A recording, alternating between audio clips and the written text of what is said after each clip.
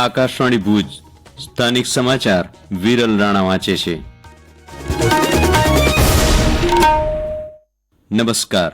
પ્રધાનમંત્રી નરેન્દ્ર મોદી આવતા શનિવારે પ્રધાનમંત્રી આવાસ યોજના હેઠળ રાજ્યભરમાં નિર્માણ કરાયેલા 1 લાખથી વધુ આવાસોનું વર્ચ્યુઅલ માધ્યમથી લોકાર્પણ કરાશે. મુખ્યમંત્રી ભૂપેન્દ્ર પટેલ બનાસકાંઠાના ડીસા ખાતે ઉપસ્થિત રહી આ કાર્યક્રમમાં જોડાશે, જે અંતર્ગત રાપર તાલુકાના 97 ગામો અને ભચાઉ તાલુકાના 31 ગામો માટે પણ પ્રધાનમંત્રી આવાસ યોજના, પંડિત દીનદયાળ આવાસ યોજના, ડોક્ટર આંબેડકર આવાસ યોજના હેઠળના આવાસોની ચાવી વર્ચ્યુઅલ બેઠક દ્વારા અર્પણ કરવામાં આવશે. કાર્યક્રમ અંતર્ગત રાપર નગરપાલિકા વિસ્તારમાં કુલ 4083 આવાસ તથા સરકારની વિવિધ યોજનાઓનો લાભ સીધા લાભાર્થીઓને આપવામાં આવશે. ભારતીય રિઝર્વ બેન્કે સતત 6ઠ્ઠી વખત રેપો રેટ 6.5% યથાવત રાખ્યો છે. 6 સભ્યોની નાણાકીય નીતિ સમિતિના 5 સભ્યોએ રેપો રેટ યથાવત રાખવાનો નિર્ણય લીધો છે. આરબીઆઈના ગવર્નર શશિકાંત દાસે આજે દ્વિમાસિક નાણાકીય નીતિની જાહેરાત કરતી વખતે આ માહિતી આપી હતી. બેન્કે આગામી નાણાકીય વર્ષ માટે 7% જીડીપી વૃદ્ધિનો અંદાજ મૂક્યો છે.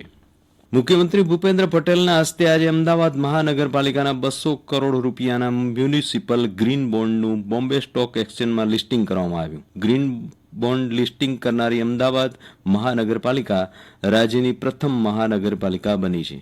ગટરના પાણીનું શુદ્ધિકરણ કરીને ઉદ્યોગોને આપવા અને પર્યાવરણને અનુકૂળ વિવિધ પ્રોજેક્ટના અસરકારક અમલીકરણ માટે આ બોન્ડના નાણાંનો ઉપયોગ કરાશે.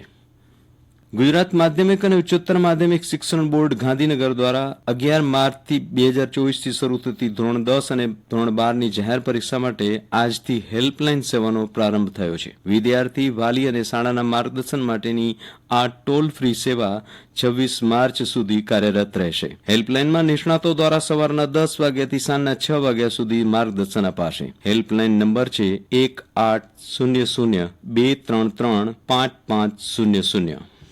ગુજરાત રાજ્ય માધ્યમિક અને ઉચ્ચતર માધ્યમિક બોર્ડ દ્વારા આગામી 11 માર્ચથી 26 માર્ચ દરમિયાન પરીક્ષા યોજાશે, જે અંતર્ગત કચ્છ જિલ્લામાં ધોરણ 10 માટે 37 અને ધોરણ 12ની પરીક્ષા માટે 18 કેન્દ્ર પર પરીક્ષા યોજવામાં આવશે, જેમાં 45,000થી વધુ વિદ્યાર્થીઓ ધોરણ 10 અને 12ની બોર્ડ પરીક્ષા આપશે.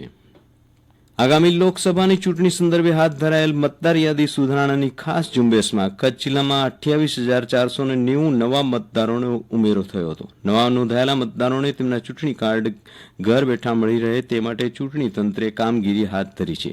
5 જાન્યુઆરી સુધી નોંધાયેલા નવા મતદારોના કાર્ડ પણ ઇસ્યુ કરી દેવાયા છે.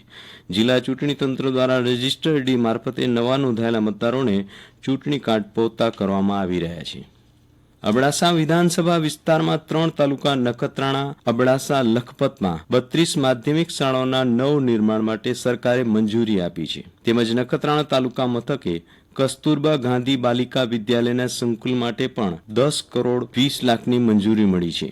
નખત્રાણા ખાતે કસ્તુરબા ગાંધી બાલિકા વિદ્યાલય સંકુલનું નિર્માણ થઈ 350 જેટલી દીકરીઓ છાત્રાલયમાં સુવિધા મેળવી અભ્યાસ કરી શકશે, જેથી દુર્ગમ વિસ્તારમાં શિક્ષણનું સ્તર ઊંચું આવશે. રાજ્ય સહિત દેશભરમાં ભારતીય જનતા પાર્ટી દ્વારા દરેક મતદારો સુધી પહોંચવાની કવાયતના ભાગરૂપે ગાંવ ચલો અભિયાન ચાલી રહ્યું છે, જે અંતર્ગત કચ્છ જિલ્લામાં આગામી ચૂંટણીને પગલે રાજકીય ગતિવિધિઓ તેજ થઈ રહી છે. ત્યારે ભાજપના કાર્યકરો વિવિધ વિસ્તારોમાં પહોંચી મતદારોને મતદાન અંગે જાગૃતિ કેળવવા માહિતી આપી રહ્યા છે. ગાંવ ચલો અભિયાન અંતર્ગત અંજાર તાલુકાની 4 જિલ્લા પંચાયત બેઠકોમાં કાર્યશાળા યોજાઈ હતી. અને આ સાથે સ્થાનિક સમાચાર પૂરા થયા. નમસ્કાર.